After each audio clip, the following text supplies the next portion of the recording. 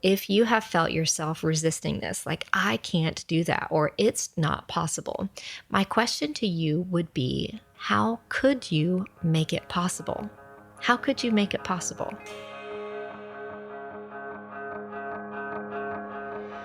I'm Bonnie Christine, and this is where all things creativity, design, business, and marketing unite.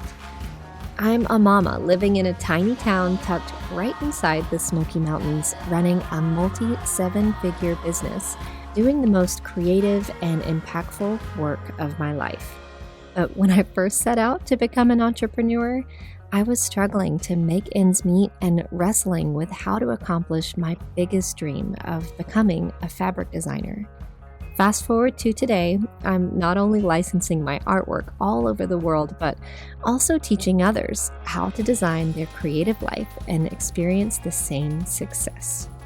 I'm here to help you spend your life doing something that lights you up. I'll help you build a creative business that also creates an impact, changes people's lives, gives you all of the freedom you want, and is wildly profitable. Welcome to the Professional Creative Podcast.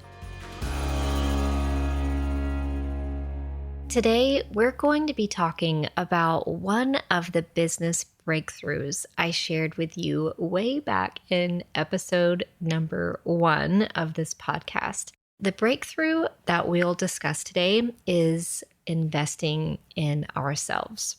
This has been something of quite a learning curve for me, and one that I learned early on that has significantly impacted my ability to learn and grow constantly. And so oftentimes it's something that I also see other people struggle with quite a lot.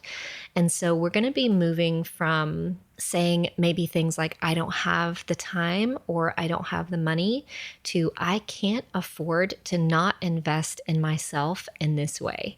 Now, we're going to be covering 3 different areas that we can invest in ourselves. 1 is skills, 2 is creativity, and 3 is mind, body, and spirit. And some of the ways that we're going to be talking about investing is financially, and other ways it's going to be in our time spent, which doesn't cost us anything other than the intention of doing it. And so it's going to be a mindset shift for all of us for sure. So kind of let go of any kind of grudges or any kind of friction that you feel, and just listen and let this kind of pour over you. I'm not only going to share you 3 different areas with a bunch of examples of how you can invest in yourself via skills, creativity, mind, body, spirit, or spirituality, but I'm also going to share with you a bunch of ways that I have personally invested in myself in these 3 areas as well, just to kind of give you an overview of the different possibilities that there are. My biggest takeaway for you today is that we should never stop learning. There have been times in my career that I have felt like I didn't have time to learn. I didn't have the money to learn. And both of those things are red flags for me that I either need to slow down or reprioritize, because learning and being just really hungry for new information and the next level of our current selves is really the only way to keep making progress and keep finding more and more success. Before we dive in, I also want to discuss the difference between how I think about spending versus investing. I think that the way that we think about these 2 words are really important with the way that we feel about where our money goes. Spending our money feels frivolous. It feels maybe irresponsible, or maybe it feels fun, depending on where you're at with your finances. But investing feels like, okay, there's going to be a return. I'm going to invest in something and there's going to be a return that benefits me. And so sometimes we spend money like on shoes or that new, fancy whatever.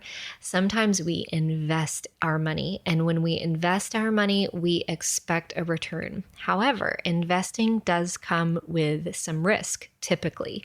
You may not always know what your ROI or your return on investment will be, but it's suggested that there will be one if you put in the effort, or, whatever you're investing with works the way it should, then there will be a return.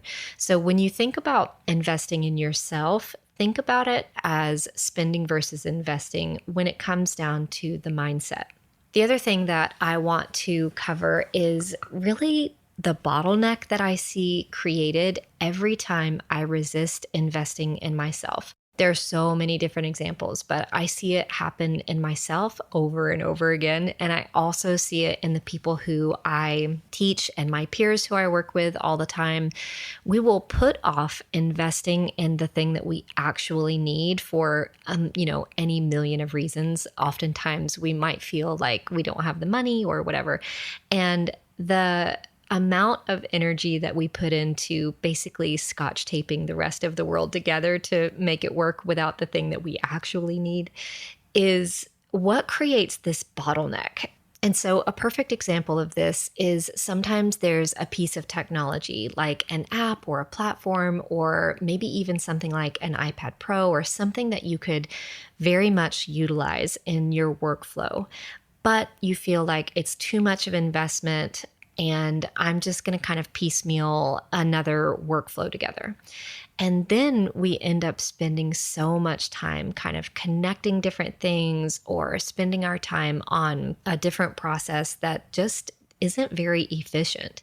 And so our inefficiencies lead to this giant bottleneck. And the most important thing to realize is that we have wasted so much time and so much money by way of our inefficiency.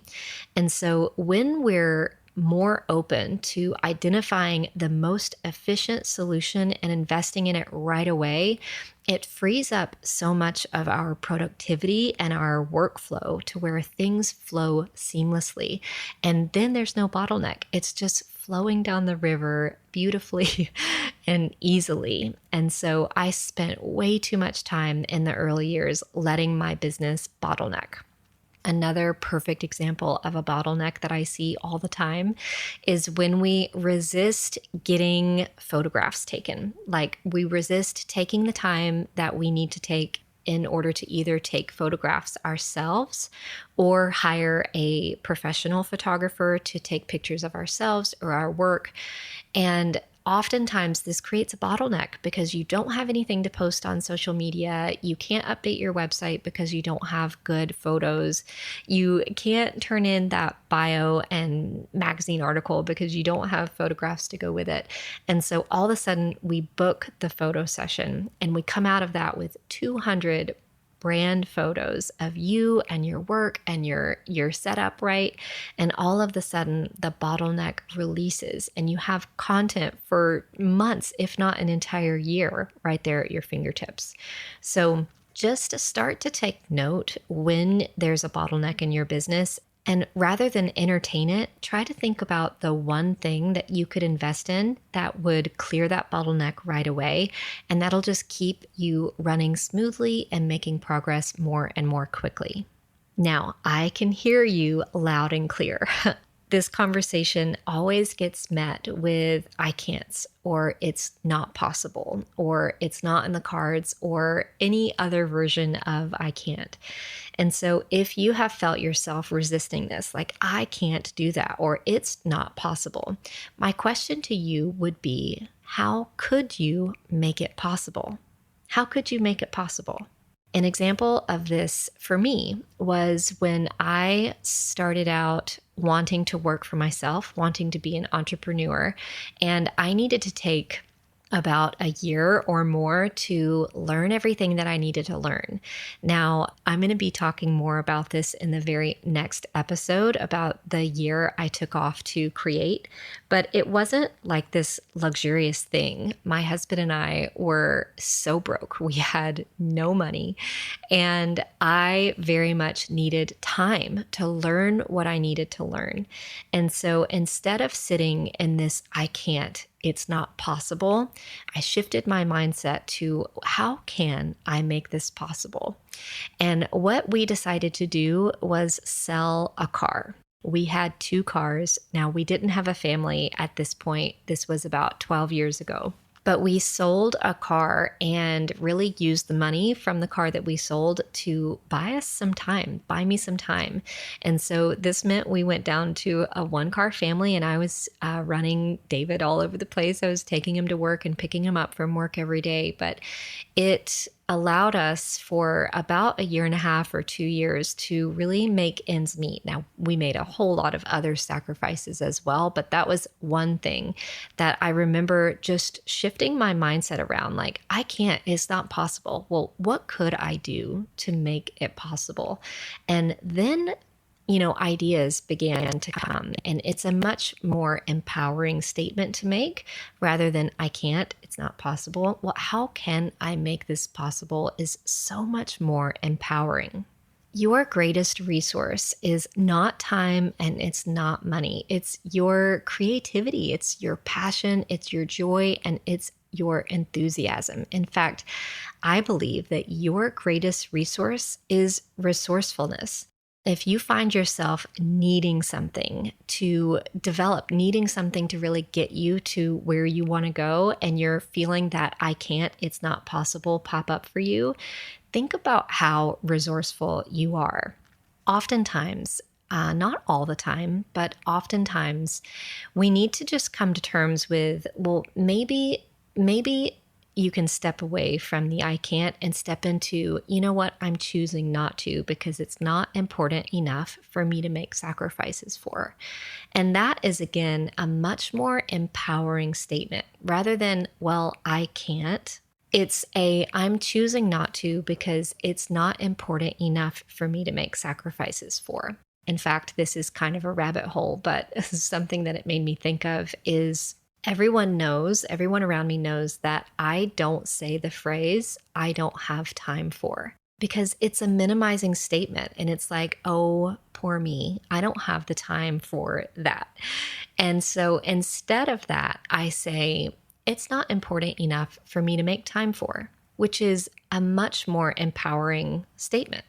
And it puts me into the correct relationship, because the truth is I do have time. So if I'm finding that I don't feel like I have time to go work out, well, I do have time. It's just not important enough for me to make time for.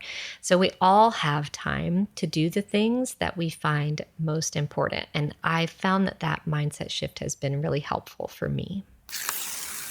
I am so excited to share with you a brand new project we've been working on.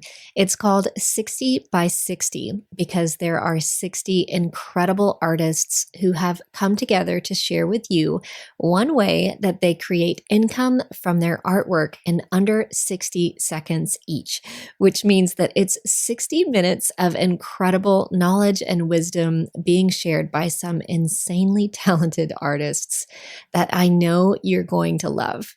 Our hope is that it not only shows you what's possible, but it also encourages you and helps you get clarity on the very next steps you want to take in your own creative endeavor. And it's entirely free. We've also created an interactive directory with all of the artists included so that you can go dive into all of their worlds and get to know them a little bit better. To watch the video, head on over to bonniechristine.com/income. Again, that's bonniechristine.com/income.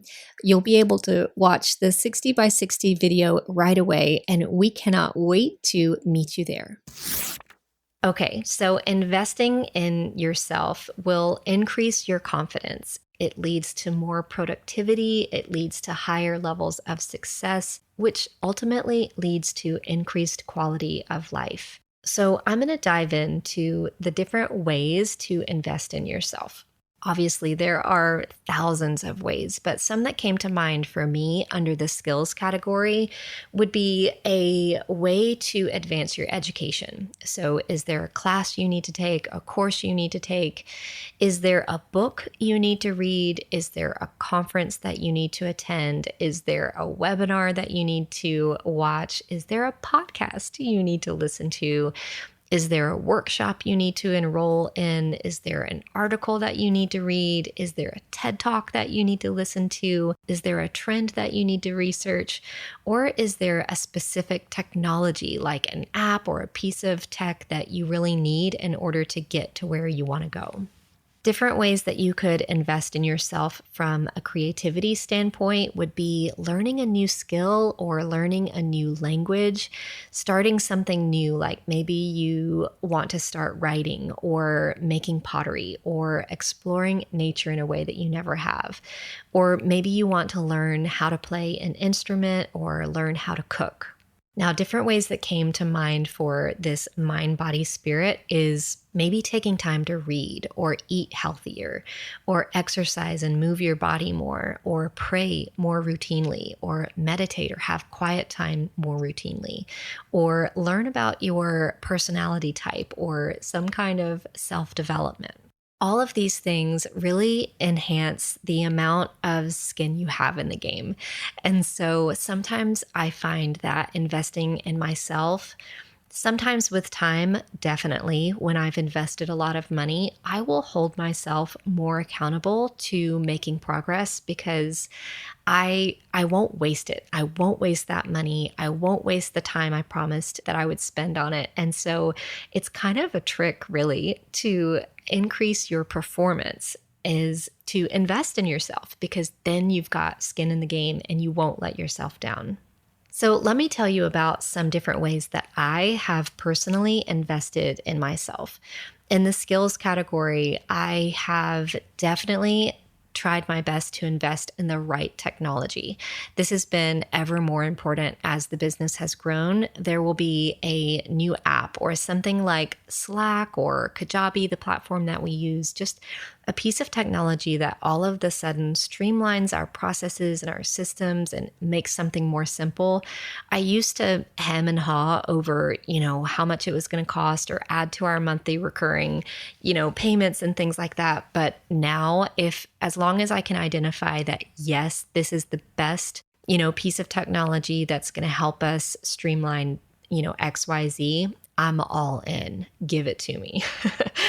Courses and classes, I take them all the time. I take in-person classes, I take in-person workshops, and I take tons of online classes. I find that it's really just the best way to dive into something that I need to enhance my skills in.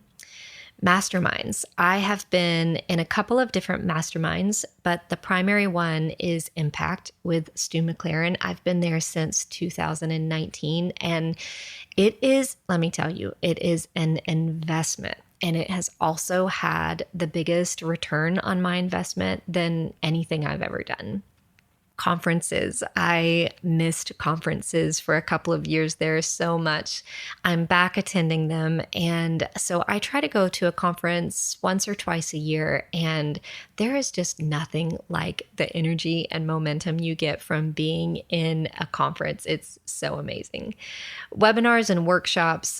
I find myself diving into other people's worlds and tapping into their genius in these particular kinds of ways all the time. I also love to read. So I try to read a book at least every month and I just devour it. I think what an incredible thing we have at our fingertips, books from experts and geniuses all over the world. And I love really just honing my skills and increasing my knowledge by reading books and listening to podcasts. Podcasts are one of my favorite ways to develop my leadership skills, and those are the ways that I invest in myself via the skills category. Now, we are probably all creative. There are a lot of things that I do to invest in my creativity. The first, obviously, was to learn how to create artwork and then routinely create it. I also spent a long time learning how to sew from my mom. I'm currently having so much fun learning how to work with clay. I am not very good at it, but I'm having so much fun learning how to throw, we'll call them bowls, shapes. And it just feels like something so outside of my norm, but also so hands on, so creative. I love advancing my skills in something that, I'm not familiar with at all. One way that I'm also really enjoying investing in creativity is through my daughter. Ollie is 7 and she's so creative. She's way more creative than I ever was. And I love pouring into her creativity. It's this multi investment. It invests in me seeing her, dive into creativity, but it's also investing into her. So the latest thing that we've done is knitting classes for her. And so she's learning how to knit and loving it so much. And in turn, it brings me so much joy. And the last category that I was going to share with you are ways that I've learned to invest in myself from a mind, body, spirit, and time perspective. This one probably is the one that is the most difficult. And it's also the one that's, usually free. It's the one that takes time commitment. So reading and praying every day, this one is hard. I always have to try and remember and wake up a little bit early and just have that really quiet time to read the word and pray and get my day started off in the right way. I also love to listen to music in the morning, but very specific music. And so it's not really like hype music, it's more like worship for me. And it really is this testament to starting my day in the way that I want to, and not just jumping into social media and jumping into work. I very much want to read, pray, listen, and then exercise before I even think about work every day. And this was a huge thing that I've changed in probably the last 3 years in efforts to really protect my mental health and my anxiety, is to just put some boundaries into how I was being intentional about starting my day and when I was approaching work and checking, work email and things like that. And it has been a game changer. So I mentioned exercise. This is huge for me as well. I typically work out 5 or 6 times a week for 60 to 90 minutes. And to me, it's just this incredible way to really stretch myself in an area that I don't typically stretch myself. So really push myself hard physically will also end up pushing myself really hard mentally. And that in turn makes my mind and my body stronger outside of the gym. So I love it. Eating healthy is also on here, and just generally researching health and food. I'm fascinated by it. I view it almost as an experiment, but I love to experiment with the way that we eat. We are plant-based. We have been for like 12 years. And so we eat pretty clean, pretty healthy anyways, but not always. And so really diving into being as healthy as we can. And then I also love to travel. This is a huge investment in our mind, body, and spirit, creating memories and rejuvenating and stepping away from work and focusing on our family time. And then the last one is that I am a little bit of a nerd for like personal development. I love learning about personality types. I love learning how people work and why they work that way. My favorite is absolutely the Enneagram. My favorite Enneagram book is called The Road Back to You by Anne Cron. We'll link that up in the show notes. And it's just one of the ways that I love to develop and invest in myself, and in turn invest in the people and the way that I understand them around me. That is a wrap on ways that I think we should be intentional about investing in ourselves and ways that I've invested in myself. I would love to know, how are you investing in yourself, and what is one way that you would like to invest in yourself over the next 30 days. I know that you're all doing this already, and I also know that there's always ways that we can better be intentional about investing in ourselves, our creativity, our skills, and our mind, body, and spirit. As a recap, really learning to embrace this and be willing to invest in the things that I know I need in order to make progress on where I'm going, even if it takes incredible sacrifice along the way, has been a game changer in helping us get to where we need to go. With that, thank you for listening to this episode of the Professional Creative Podcast. You can get show notes for this episode and all other episodes over at professionalcreative.com. Remember, friends, work to create the beauty that you want to see come alive in the world. And don't forget, there's room for you. I'll see you same time, same place next time.